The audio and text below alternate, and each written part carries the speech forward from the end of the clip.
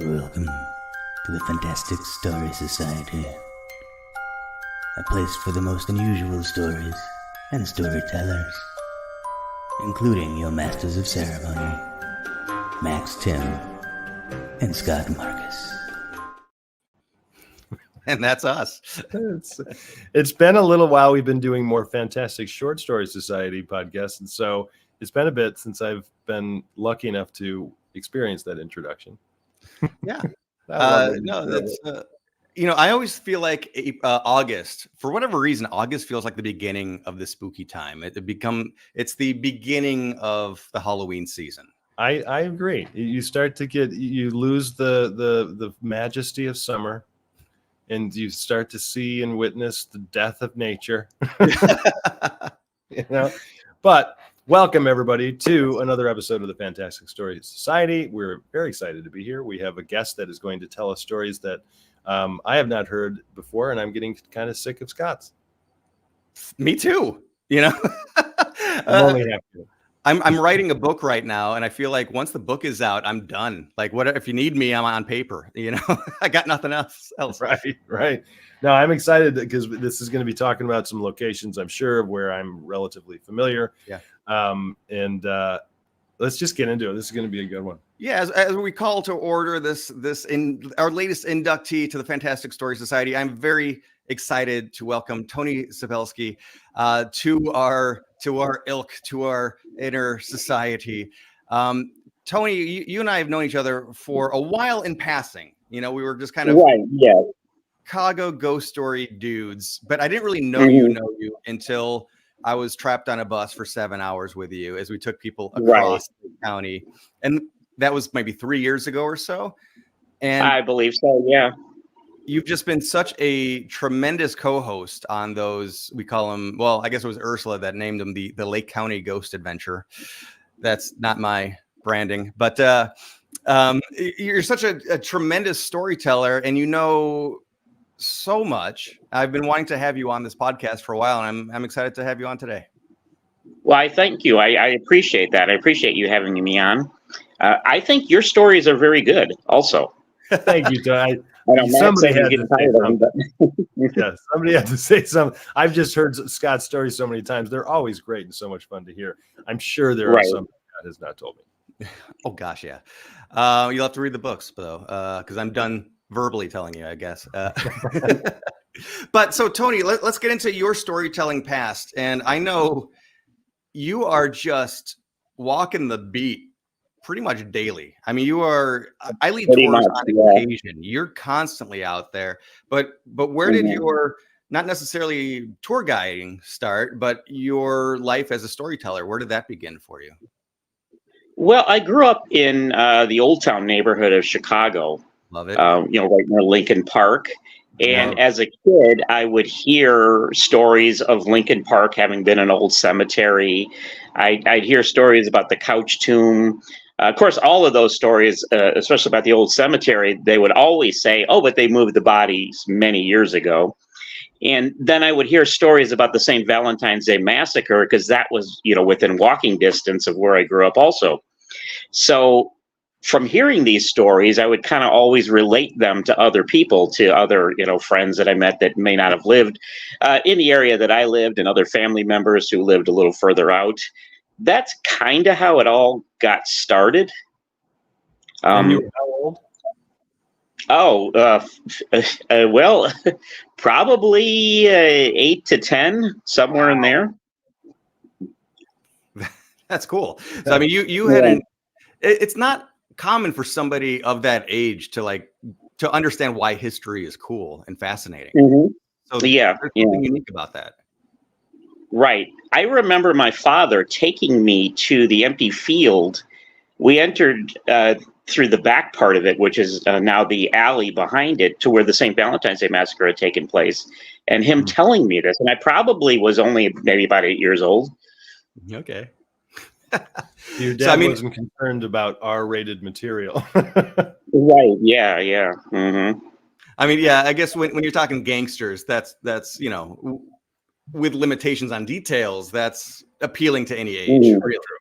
That's true. Right. And honestly, I didn't know fully what he was talking about at 8 years old. Right. It wasn't until later that I realized exactly what he was talking about. Yeah. Yeah. And so then I guess what was the next step to eventually working with Chicago Hauntings, American Ghost Walks?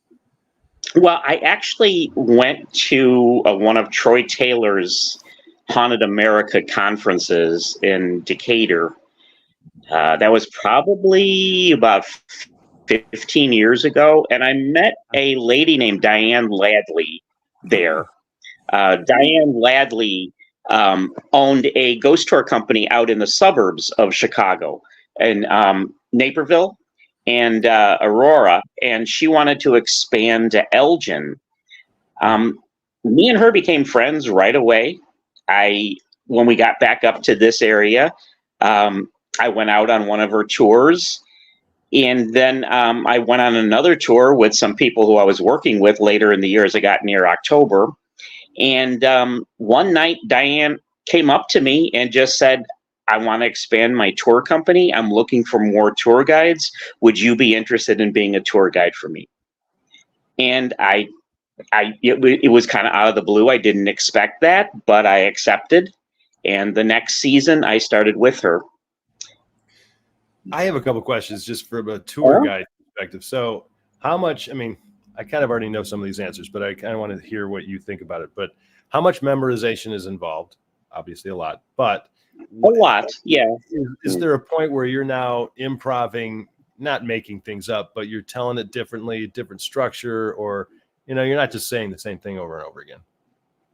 Oh, I honestly, even though I'll do, like I'm doing a Lincoln Park ghost tour tonight for American Ghost Walks. And I do that several nights a week. Throughout the year, I almost feel like every tour is different because the people, their reactions are different. The way you might tell something to somebody is different. And also, I always like to engage with people in the beginning, kind of ask them where they're from, have they taken other ghost tours in other cities, their feelings on like Chicago. And based on that, I might also add other things into the story. Say they're from, for example, somewhere near New Orleans. I might, talk to them about New Orleans. I might even bring up some New Orleans stories on the tours. So I kind of feel like even though they're all the same, they're all different. Yeah. Well, that's got to help, though. You do this as often as you do.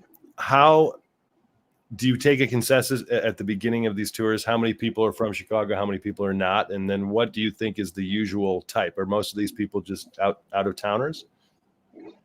Well, I try to ask beforehand, and it's generally a mix. This summer, we've had a lot of out of towners. I think I got some people from Germany coming on the tour tonight. I don't know if you know Mike Huberty, the owner of American Ghost Walks. Yeah, he has partnered with the Go City, the City Pass, and through that, we've gotten people from all over the globe coming on these tours. I've had people from Denmark and Sweden, Portugal, many from London or Poland this year. So it's been quite a mix of people. And then we always get a few locals. Sometimes it's a case where somebody has like maybe moved to Chicago within the last few years and their family is coming to visit them. So they'll all come on the tour together. That's fun. Well, there's a big part of our podcast where we designate a time for you to tell a story, but you're so full of stories. I don't know, Scott, like, did you just let's just tell stories all night long? Yeah, I think we'll just roll. And I for people listening who are not in the Chicago area, or maybe you are in the Chicago area and you just don't know this footnote, because Max, by the way, I wanted to introduce a little bit better. Max is from the Lake Geneva area. So right away, you got the gangster connection. Okay. Right. Yeah. But he went to Columbia College, Chicago, where I went in the South Loop. And I was curious, Max, did you know that Lincoln Park was one of the first city cemeteries and that there's still monuments remaining? I had no idea, and I'm even now more intrigued that there are monuments remaining. There we go. So I'll let you take this, Tony. I mean, you're going to be telling the same stories in a little bit, but if you want to just give a little bit more color to exactly where we are in Chicago and more of this history. I love it.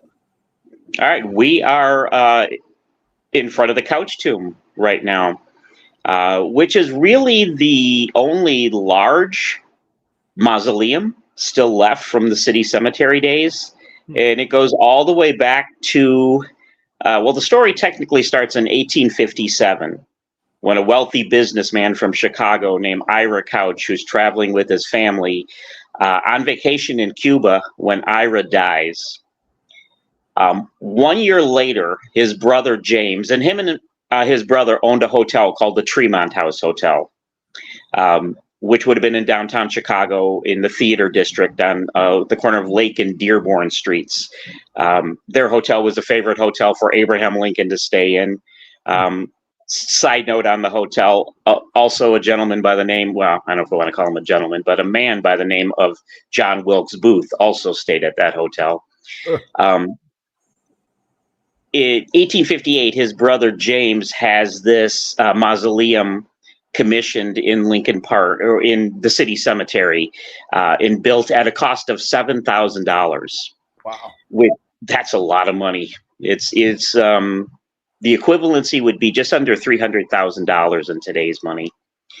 Now, there's a lot of mystery surrounding this mausoleum.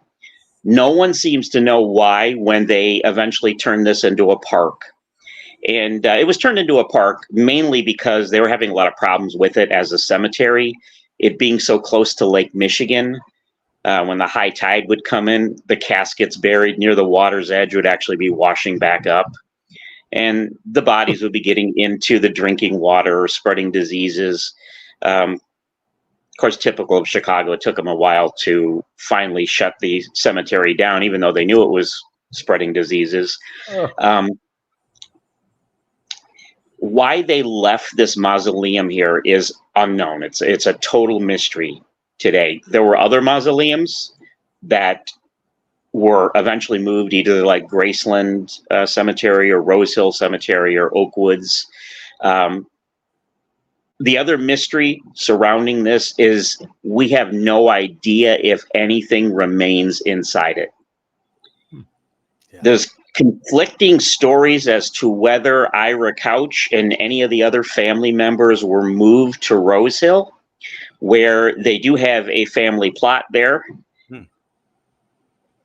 In 1901, some Chicago newspaper articles said that the park was working around this structure, opened it up. When they had it open, a guy who worked for the park went in there and claimed it was empty.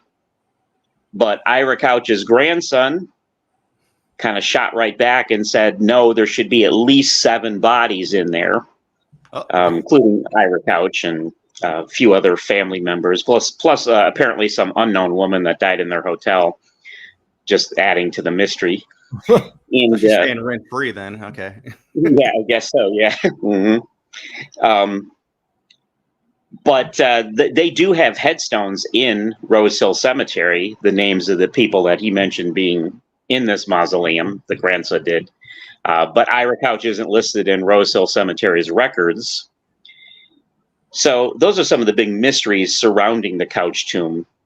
And the door is sealed up, so it would be very difficult to open it. Mm-hmm. Supposedly, people have claimed that if you come to this mausoleum at midnight, this is the urban legend surrounding it.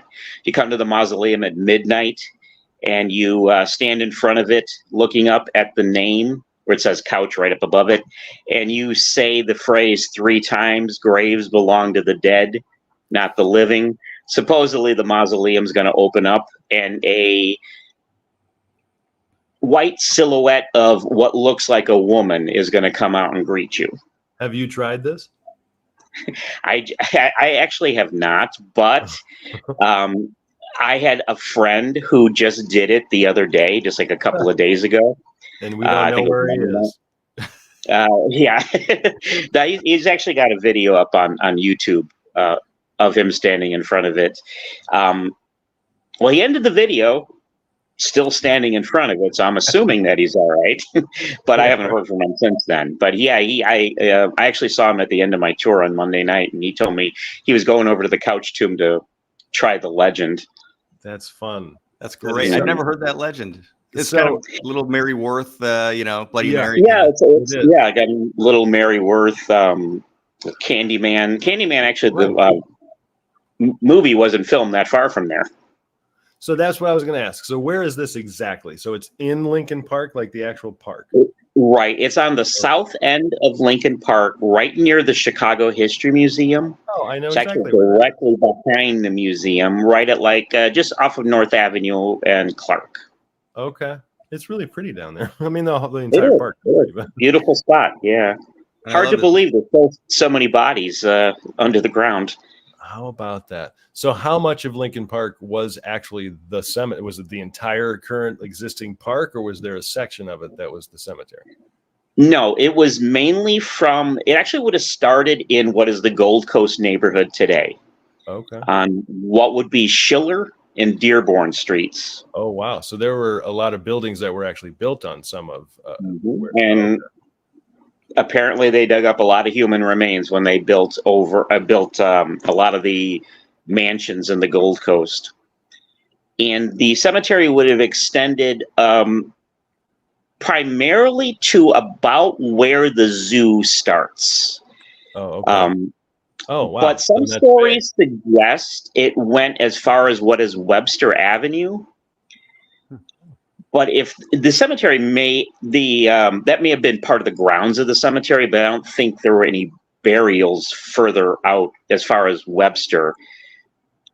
But however, when it was the Old City Cemetery, there was an asylum at what is now Webster and Clark. Really? Oh, interesting. And Webster's, I mean, it's not that far west, but no, according to, it's not that close to the park. So, I see. Webster's going north or east-west. My bad. I was thinking east-west. East-west. Okay. Kind of intersects the main entrance to Lincoln Park Zoo. Yeah. For people that right. And when the asylum there, the street was actually called Asylum Place. No way. I'd never heard that. Yeah, there's old maps. You could pull up some old map. Pamela Banos, The Hidden Truths of Chicago. She's a professor from Northwestern University. She put some plaques in the park in 2008 that kind of tell the story of it being an old cemetery. And her website is called The Hidden Truths, and she has maps on there. And the maps will call that street Asylum Place. That's awesome. I've always heard the stories that anytime the Chicago History Museum digs to plant another tree, they're breaking into a coffin accidentally, that it's a very common thing. And I've heard stories like this across the country, not just Chicago, that, original pioneer cemeteries, early cemeteries get moved for a number of different reasons. But they usually half-ass the job and just move the headstones and not the bodies. Right. Well, in 1998, at what is LaSalle and Clark, they started digging to put in a parking lot for additional parking for the museum and Lincoln Park, and they eventually dug up the remains of 81 bodies. Sheesh. Oh my gosh. So I'd also heard about there's a barn. I can't remember exactly where it is, but it's maybe right around the center of the screen here. That I think it's part of the zoo. Maybe it's not, but yes, at one point a lot of bodies were exhumed there, and calls were made to the city. And this was decades and decades and decades ago. Calls were made to the city to say, "Hey, we found these bodies," and just nobody ever got back to them. So they just kind of reburied them, and now that barn is very haunted. That is correct. Yeah, that is a little farm in the zoo, which is detached from the rest of the zoo. It was the early 1960s when Dr. Lester Fisher, who was the head of the zoo, wanted to build a little replica farm so he could have city kids experience like farm life. And when they again broke ground to build the barns there, they dug up human remains, and he attempted to get the city to do something with these remains, like take them away, you know, rebury them somewhere. And he claims that after repeated calls and them just kind of pushing him off to other people, and then eventually nobody responding, he just decided he didn't want to hold up his construction any further to put the bodies right back where they were found and build up on top of them. Do you know? And I love that the image we have is a guy pushing a stroller in just to terrify the kids. Yeah, it is. Yeah. It is the red barn. So one of these in the images should be a red barn that most of the bodies were found underneath. Okay. There's so many people there. So, yeah, look at it. It just looks like it's making my palms sweat. There's so many, and they're mostly strollers in these images. You know what's crazy is you're looking for the red barn. When I hear at first Lincoln Park, I think the neighborhood. And so for those of you listening who don't know Chicago, you've never been there, there's a neighborhood called Lincoln Park, which is rather large, very nice, prominent neighborhood. But then the park itself is called Lincoln Park. And I have never actually been in the park. I lived in Chicago for almost 5 years, never went to the darn park. Oh, wow. So your tours, Tony, though, are literally in the park. You're walking through the park itself. Right. Yeah. Okay. And when I worked years ago, when I worked for Ursula Bielski, for the first 2 years I worked for her, we also did the tours inside the zoo itself. Oh. We'd go in these barns and in other buildings on the zoo grounds. We used to do them in October. Usually 2 tours per night, a couple of weeknights throughout the month of October. Huh. Wow.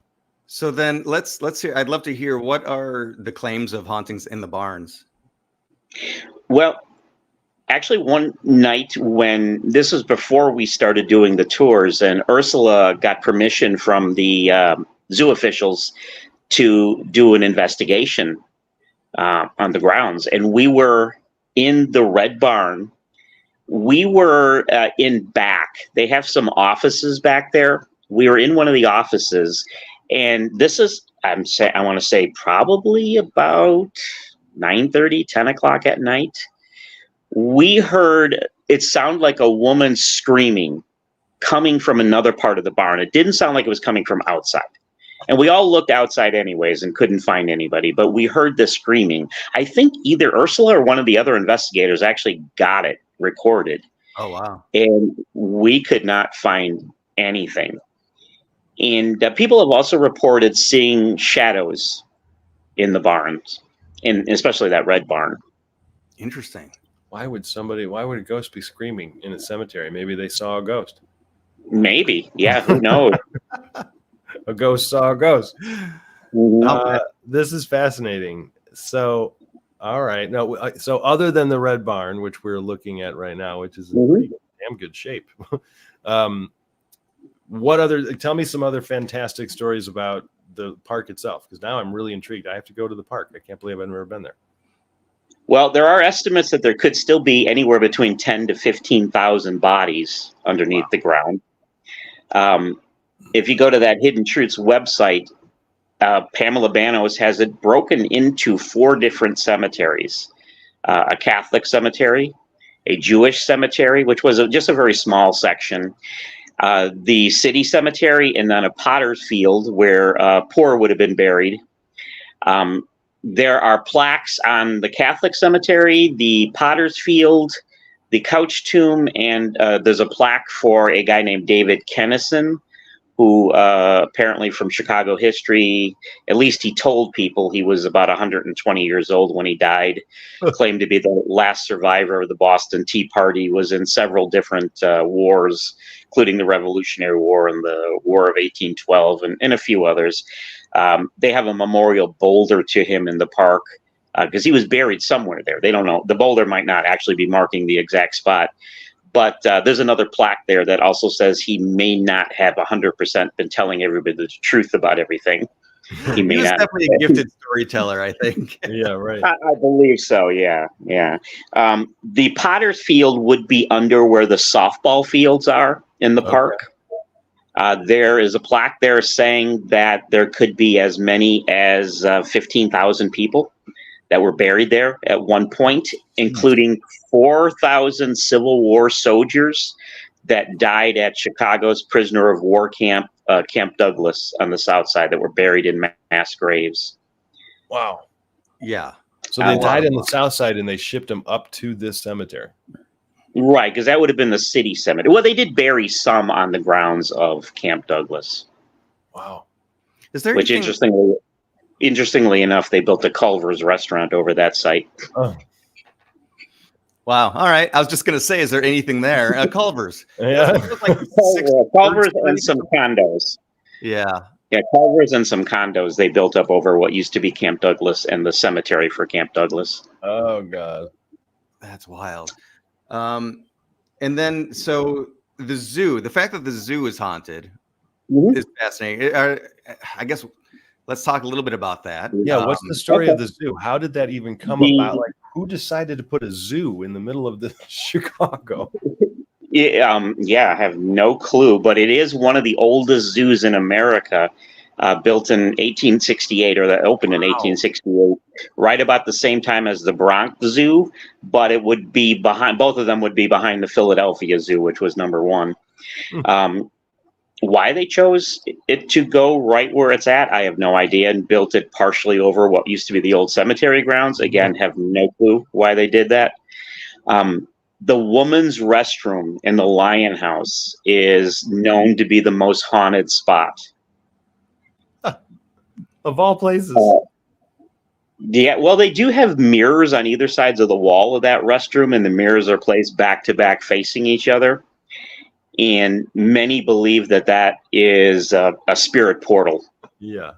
Okay. If nothing else, it can be disorienting and uneasy feeling, maybe. Right. And what are some of the reports from like the people? They see things in the mirror. Yeah, people report like they're washing their hands. They'll look into the mirror. They'll see something. Usually, someone described wearing like older Victorian clothing, looking back at them, or they'll see someone behind them, look in the mirror over their shoulder, looking. Behind them. Ursula Bielski, on one of our investigations, she caught what looked like a shadow figure near the stall doors. And there is a story from a security guard who, after one of the evening zoo functions, was making his rounds, making sure everybody was out of the zoo for the night. He got into the Lion House and he heard noises coming from the restroom, and the noises sounded like somebody taking those stall doors and like slamming them. Say if you had the lock pulled open and you were just slamming the thing. So he thought some kids might have been down there fooling around, so he was going to go get those kids out. He claimed he got into the restroom. He did not see anybody. He peeked to look into the stalls to see if any of the kids were hiding in there, and he said when he did that, something whispered in his ear and said, "Get out." No way. I love that. And he obliged, I'm guessing. He obliged. Yeah. Yes, he obliged. You got it. I am happy to leave. Okay, so, wow. Yeah, I mean, so many questions. Next time I go to the zoo, I'm going to have to ask if I can use the ladies' room, for one. Yeah, right. But, in the Lion House. So your personal stories then. I mean, how many times have you walked through this park? I mean, it must be hundreds of times. Hundreds of times, yes. Yeah. And how many times have you had experiences while you're on a tour? It's not every night, but we do get a lot of things that happen. There's another, what I haven't talked about yet. There was also a bridge that was built for sightseeing, built in the early 1890s over the Lincoln Park Lagoon, just on the other side of the zoo where the zoo parking is now. And this bridge would have connected Lincoln Park and the Lincoln Park Zoo to very early day Lakeshore Drive, when it was just like a little carriage route. It was about a 4-story high bridge, which I guess for lack of a better name, they just named High Bridge. And it became the very popular place to commit suicide in Chicago. Really? Yeah, torn down in 1919. Oh, okay. There you go. It's torn down. It's torn down in 1919. Okay. And people have reported seeing shadow figures over there. And I mean, this could be totally coincidental, but it's the only time I've ever seen this happen. There was a light. Well, it's still there. for the parking lot. And it's, I don't know how to describe it. It's a lamp, almost looks like an old-fashioned street light, a gas light, but it's an actual lamp. And I usually take the group of people down by the side fencing near the lagoon and the zoo. It kind of is an area between the lagoon and the zoo, because it's kind of dark and creepy over there. And I tell some of the zoo ghost stories. And one night I was talking about some of the zoo ghost stories when the light all of a sudden just went off. And people kind of looked at me like, "Did you turn that light off?" I was like, "No." And then I said, "If that was a spirit that turned that light off, can you turn it back on?" Came back on. And then we just were going back and forth with me and other people asking questions, and that light was going on and off to the questions we were asking. How about that? What a great experience for those tour guides. Some of them messing with me like, "Come on, this guy's got a clicker in his hand or something." Right. I was also about I'm sorry. I was going to say about 2 weeks ago, I was actually also, they thought I had set another story up. Because I don't know if you're familiar with, and Ursula wrote about it. Supposedly in the 1890s, police officers didn't like working in Lincoln Park at night. They claimed there was like a ghost for every acre there. And they would all ask to go on the day shift. One of these shadow figures that they claimed to chase police, and this is actually in newspaper articles. I think I haven't seen it in a number of years, but I think it came from an 1898 Chicago Tribune article where police say they were chasing what looked like a shadowy figure wearing a big sombrero through Lincoln Park. They called him Sombrero Man. Wow. I tell this story nightly on the tours.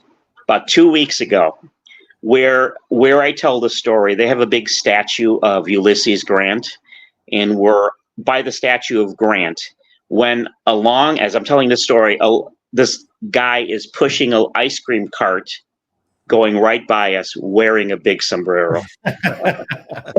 Everybody looked at me like, "Did you pay that guy to come up here?" It's like, "No, I've never seen him before." Oh my God, this is only just making me want to go to the park. Nice. Well, definitely. Well, so how first off, this is the Lincoln Park tour. How many different tours do you give? Well, I've also given the Prairie Avenue Historic District Ghost Tour. We haven't done that too much this year, which is Prairie Avenue, what the old Millionaires District. South Loop, right around like 18th and Michigan, near what would be like Soldier Field, McCormick Place, that area.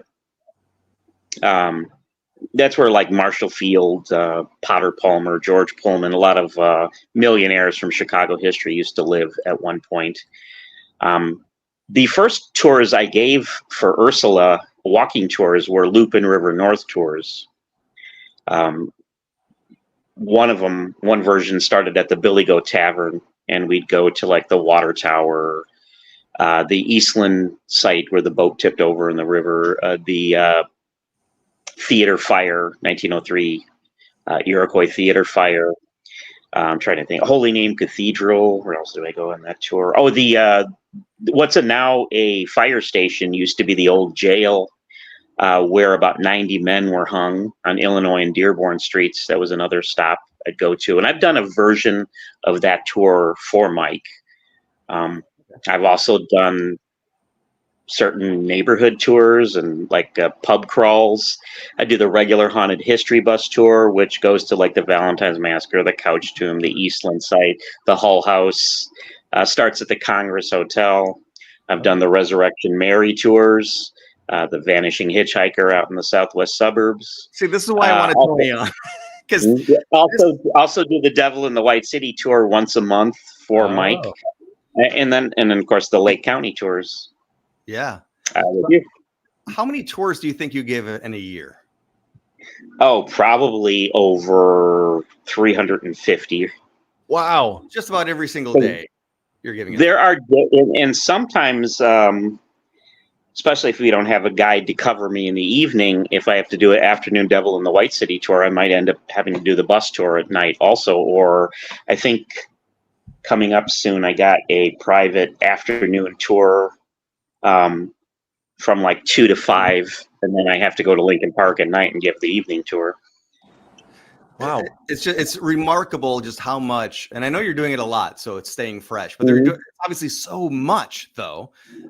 Just how many stories and how many facts and figures and details have to be at your fingertips at any given moment. Yeah, it's very impressive. Well, yeah. Playing you in Chicago Trivia Pursuit would be like, forget it. And the funny thing is, as I was trying to look up these haunted locations in Lincoln Park, just article after article where you are the key interview is what I'm coming across. So you are quite the authority on the topic, especially with Sombrero Man. Oh my goodness, look at this picture. For those of you listening to the audio, it's too bad you can't see this. This is absurd. That's basically what you saw, right? Yeah, right. Basically, yeah. That's who was pushing the ice cream cart. Yeah. So, Tony, how, like, do you even have time to try to find new Chicago history? Like, does anything ever pop up where you're like, I never heard that? Really? Yeah, definitely, all the time. Mm-hmm. Yeah, how it's possible. Mm-hmm. Well, I mean, one story I also tell on the Lincoln Park tour that I'm finding out more information on is apparently in the year 1888, there was a widespread belief, not only throughout the park, but throughout the neighborhood of Lincoln Park, that a vampire was on the loose. There was that scare in the late 1800s across the country, really mid 1800s, not just the country, but the world.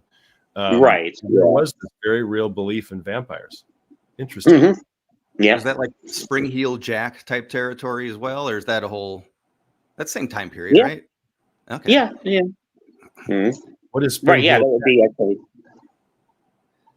That was like a kind of a more, I think, British belief of this supernatural specter that has been seen with, like, huge jumping ability, jumping from the ground level up to on the top of buildings and stuff like that. But just, the fact that there's supernatural beings that are stalking our neighborhoods, kind of in the same sense. Spring Heel, those Brits, they have better names. They have better names. They do. Yeah. So let's see. We have about 5 or so minutes left. Tony and I are doing a Lake County ghost tour. Lake County is the county just north of Chicago. We're doing one in September and one in October, early September, early October, over with through American Ghost Walks. And, that's always fun for me because that's where I grew up, and I get to tell these stories that maybe in some cases I told them as a kid growing up, but most of them I discovered as I got a little bit older. But I get to share this with you, who is a city boy. What stories from that tour that stand out to you as the ones that you get excited to visit these locations or tell the stories? Well, I was so excited when you finally took me to where the house on Rainbow Road was. Right. That I had always, I mean, I had your book. I had read that story. I saw the video that you made. I think her name was Mary.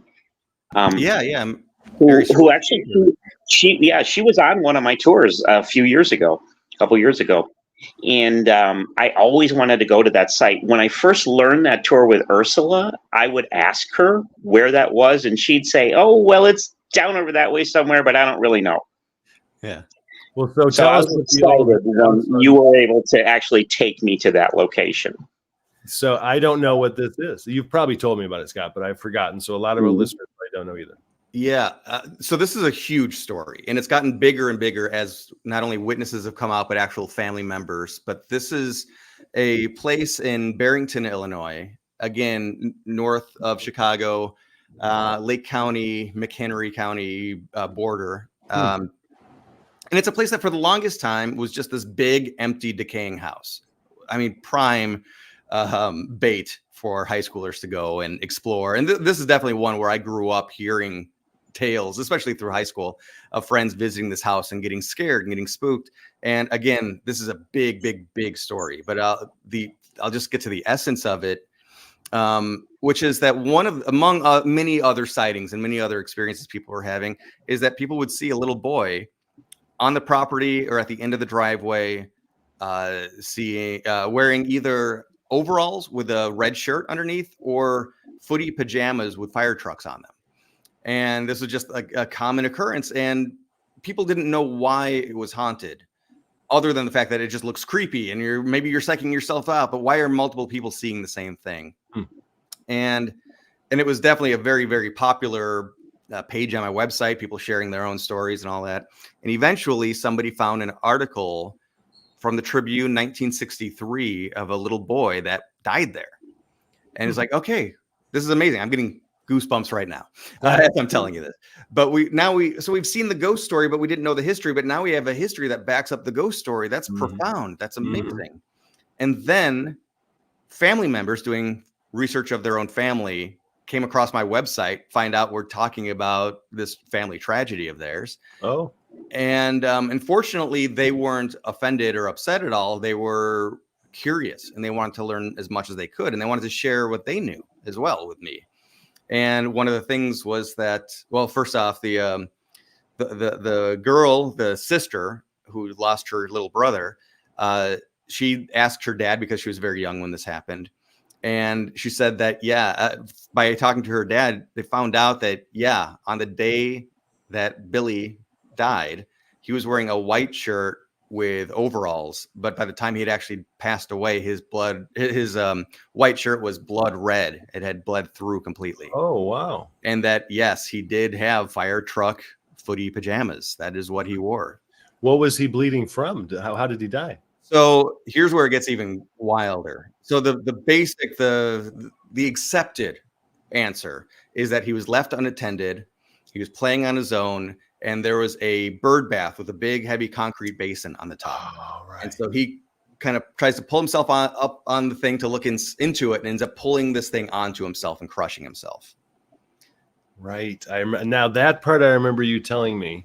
Where it gets really hairy is that there was actually one eyewitness. There was another kid on the site that was inside and looked out through the window and saw the incident happen. And according to her, the basin of this bird bath lifted from its pedestal, floated through the air, and then was dropped directly onto the top of the skull of this young boy, which, I wasn't there. I can't judge anything. And I wonder, is this something, is that a little kid processing seeing something horrifying? Yeah, right. Then we find out also that this house was actively haunted prior to this incident, and that they would have a priest come over and bless the house on a monthly basis because the house is so actively haunted. And the people that were visiting your website, the family members told you this? Yes. I was able to hear it directly. This is amazing. So no wonder, Tony, you were so excited to go see this site.